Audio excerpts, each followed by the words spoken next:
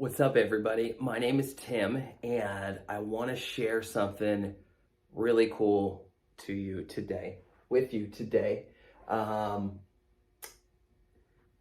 tell you a little something here. We're in this world where there's a lot of craziness going on. Everyone would agree to that. And I'm coming across a lot of people that are dealing with things like chronic fatigue, chronic pain, injury, being overweight, obese, drugs, alcohol, long COVID, asthma, anxiety, and depression.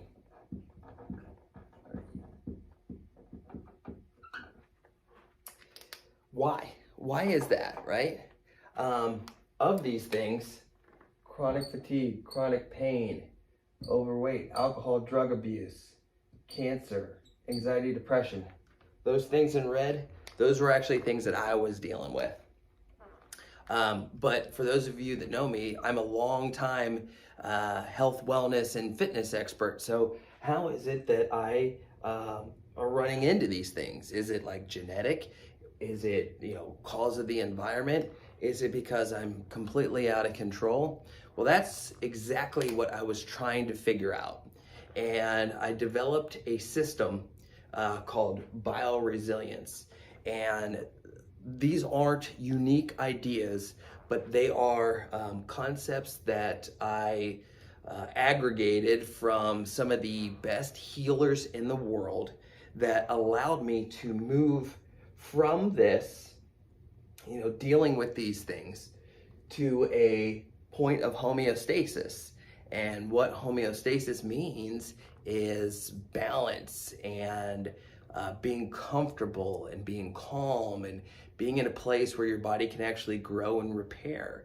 So we're in one of two states. We're either in homeostasis, where we're developing, growing, and repairing, or we're in a defensive pattern where our body is trying to maintain and hold on. And when you stay in defensive patterns too long over the course of time, these are the things that develop. So if any of these resonate with you, or something similar to these that you just keep dealing with, listen up, because I think we're going to show you exactly how to map this and figure out what to do next. Okay? So how did we get here? Okay, how did we get here? Well, it all started a long time ago in a land far away. What happens first is we experience a stress or a trauma. This stress or trauma comes from the environment.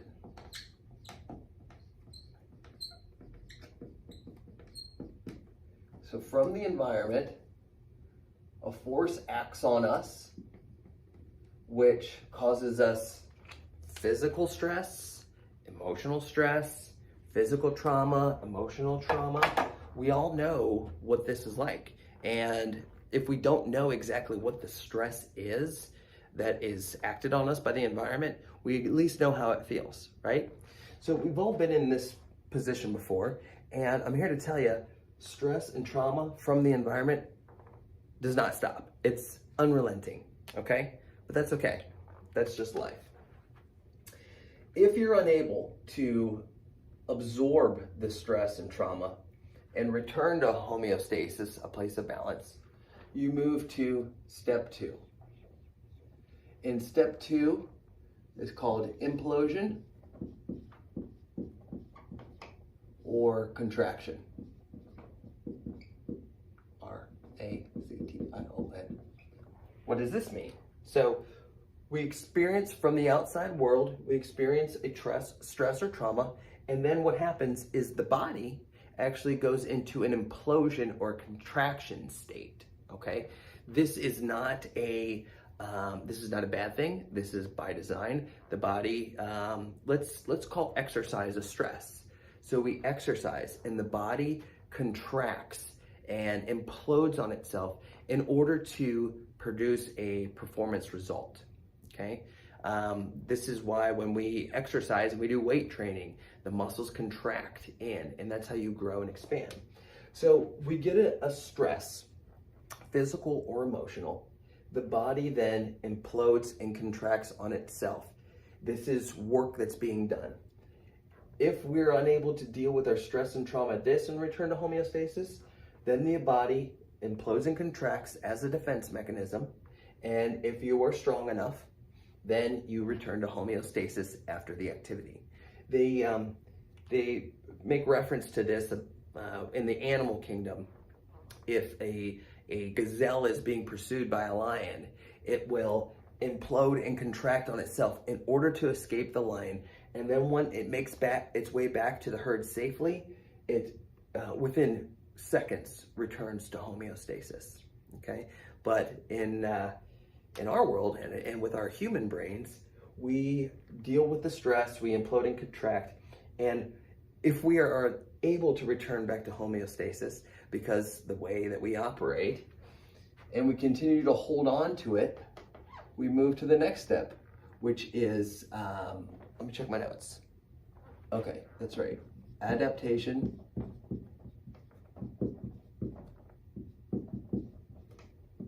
or also called cheat pattern.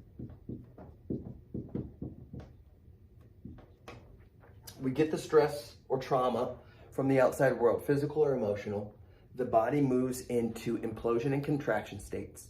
If it's unable to move into homeostasis after that, what the body then does is create adaptations and cheat patterns. The body is designed to do two things for you. It's to do one thing. That one thing is to keep you alive.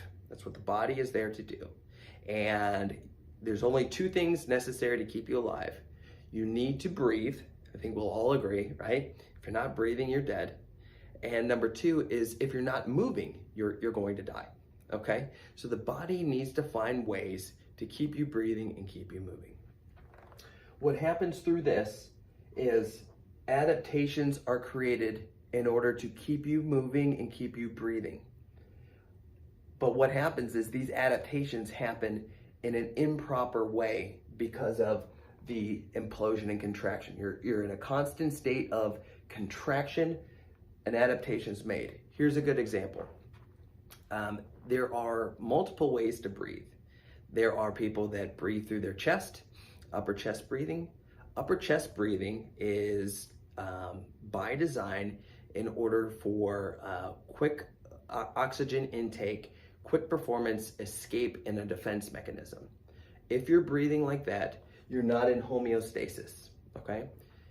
The other way you can breathe is deep diaphragmatic belly breathing.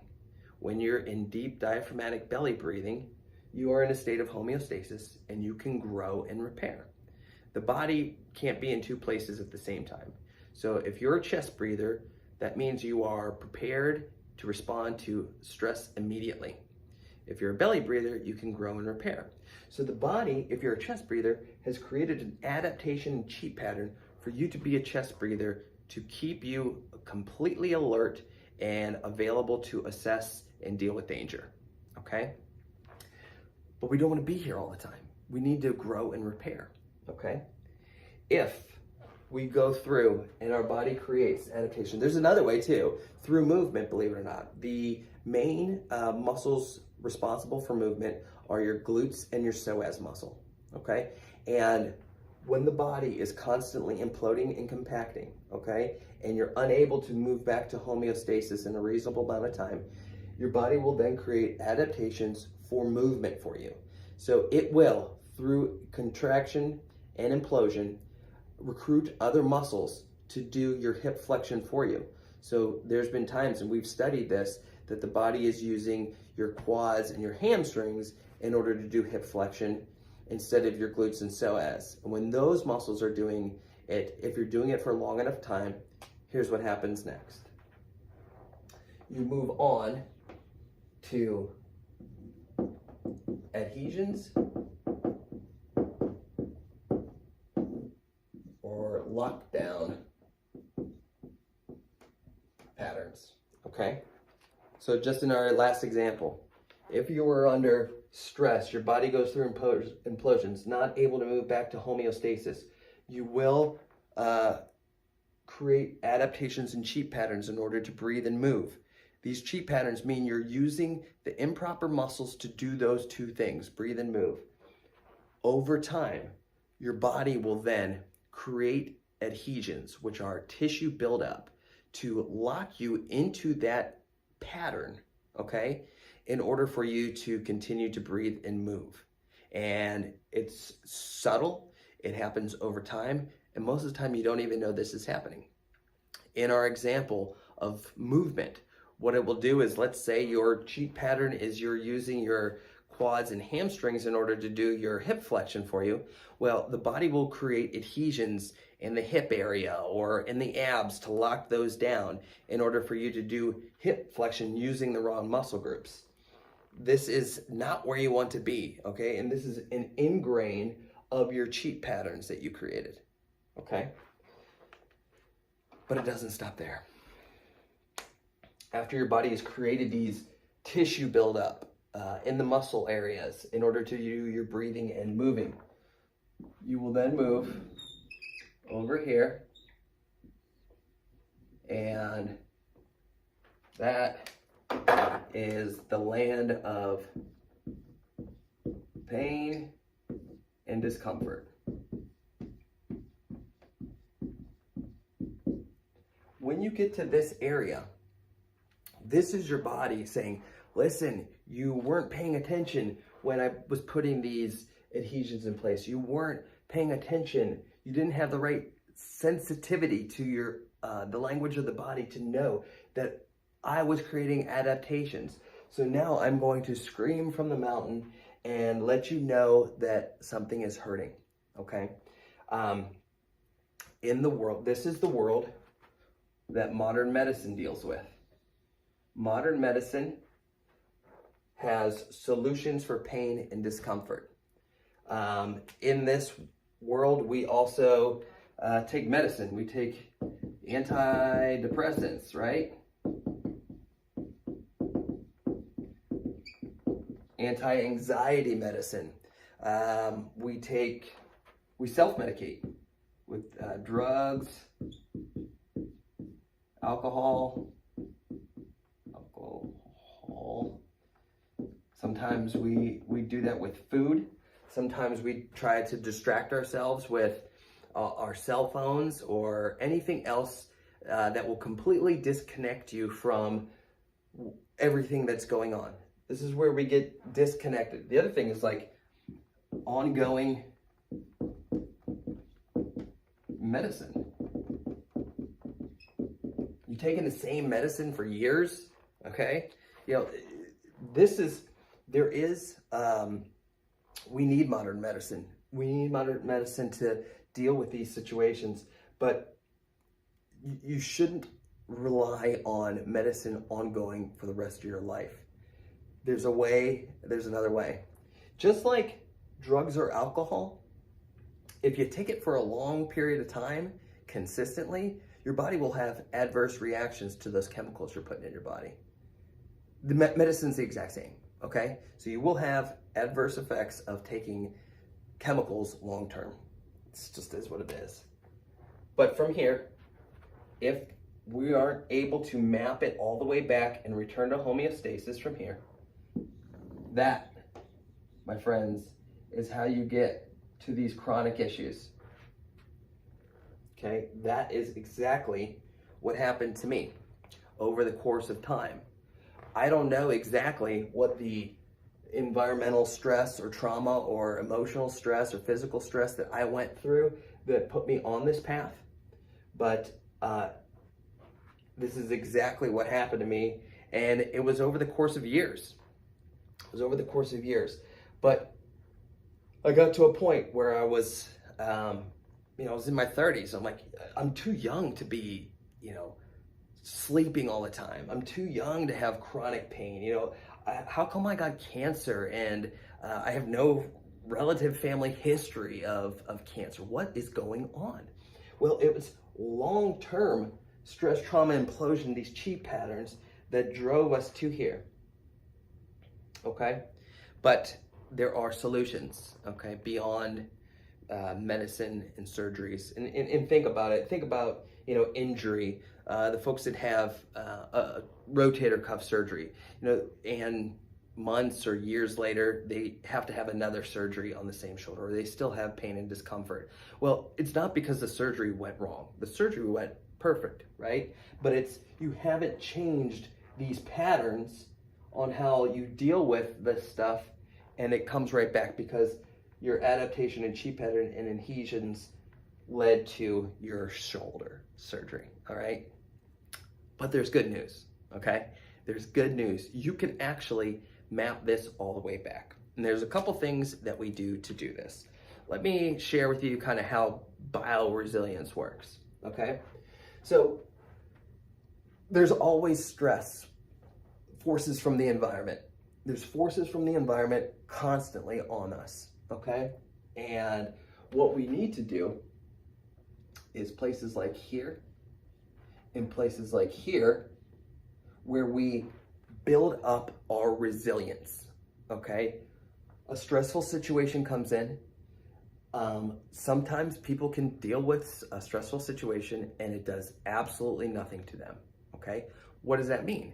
That means they have resilience for that stress. They are prepared, they are built, okay?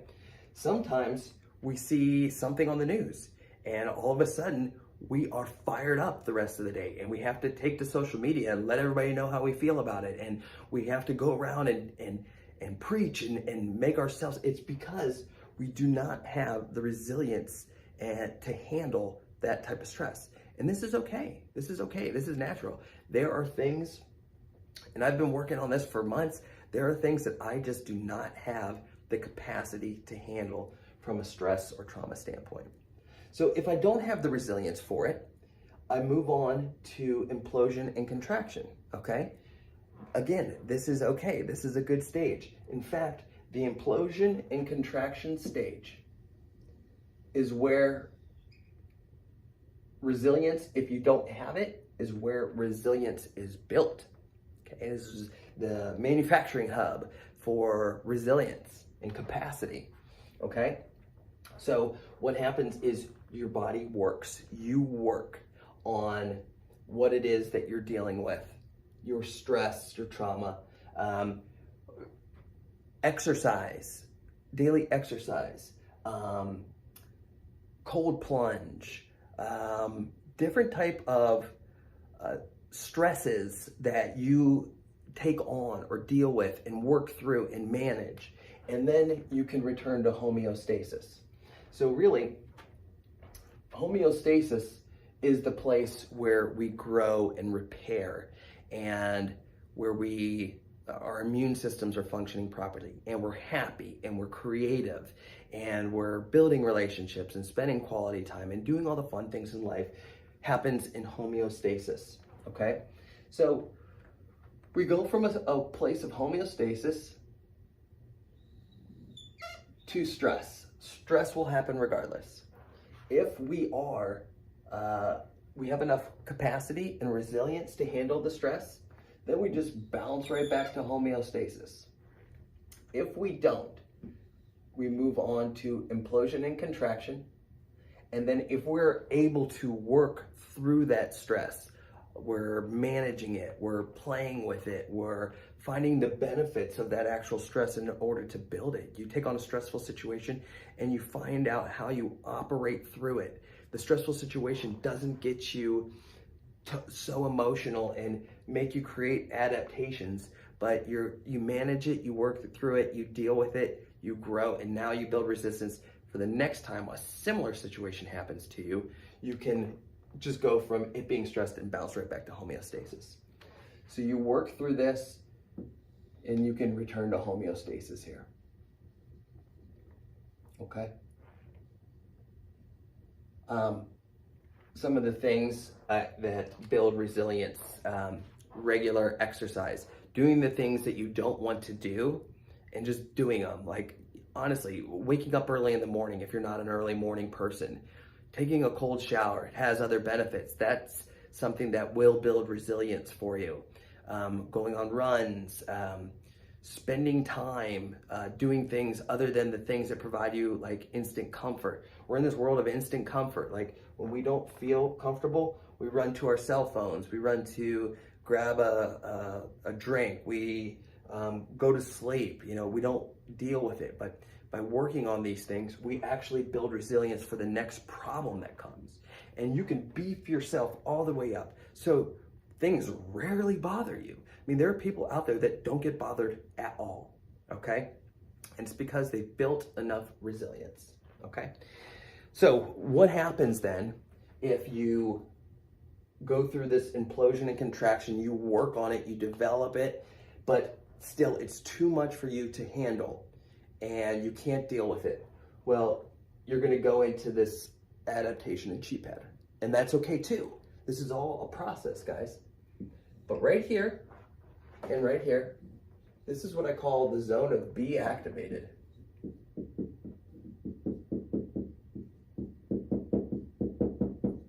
Be activated is a protocol designed by one of the best healers in the world, Douglas Heel.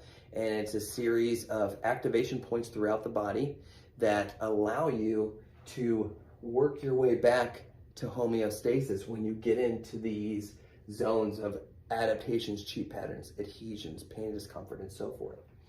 So what we do then is with this be activated system, we can do testing. Be activated testing will allow you to determine where your body had put in those cheat patterns. Literally, we can tell, through our testing, if you are chest breathing versus belly breathing, okay? We can tell if what muscles you are using for hip flexion and movement opposed to the glutes and psoas, okay? Through our testing. And then we could do our activation. When we do our activation, it resets the system. So now you go back into your proper ways of moving and breathing. When you're in your proper ways of moving and breathing, that is how you return to homeostasis. Okay? And in homeostasis is where we grow and repair and build and become more resilient. This process here that I was going through on establishing and building resilience, it's a proactive thing. You're inviting stress. Like exercise isn't something you have to do, but it's something that you want to do because you invite it in, because it builds your resilience. It's like this amazing circle of growth and repair where you're actually taking things on that you wouldn't normally do. If we get to this point of adhesions and lockdowns, we want to first do our be activated testing. This lets us know what cheat patterns we put in place, what compensating patterns we put in place, and then we do our activation, which breaks up these adhesions and lockdown. And this is important. You do not want to go through and just break up adhesions and lockdowns without first testing to see exactly where the cheat pattern was formed. And here's why. Your body put those adhesions and tissue buildup in on purpose. It's a crutch to allow you to breathe and move. If you take the crutch away without restarting the adaptation or clearing out the adaptations and moving to homeostasis, you can literally go from these adhesions and lockdowns right to this zone.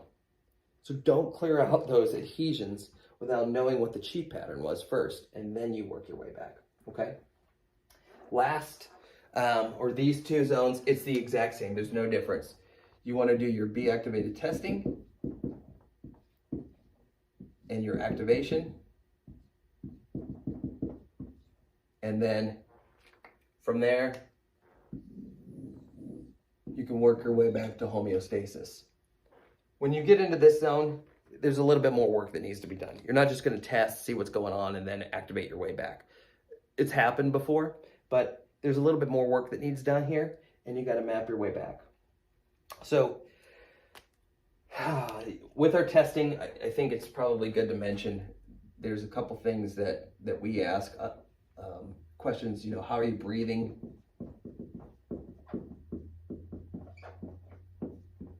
How are you moving? But then there's also several muscle tests that we do to determine what's firing, what isn't, what's doing your hip flexion for you, and what is doing your breathing for you. That's our testing. So guys, this is really what it boils down to, is here's the process. So our process, number one, where are you? A lot of things will sneak past our awareness and take you into these spots. Like literally, I knew I was dealing with chronic fatigue and had chronic pain, but I didn't know how the hell I got there. I exercised every day. What was it? I just did not have the sensitivity, awareness to know that these things were happening. So you need to find out, and this is what BioResilience teaches you, is where are you in this process? Are you in homeostasis and actively taking on stress and working through it? Or are you unable to handle this? It's easy to tell if you're in homeostasis or not. If you're dealing with pain and discomfort, obviously you're not in homeostasis, right? If you're dealing with one of these things or any other, these long-term things that you just can't kick, you're not in homeostasis, okay? So that's easy. That's the easiest thing to become sensitive and aware of.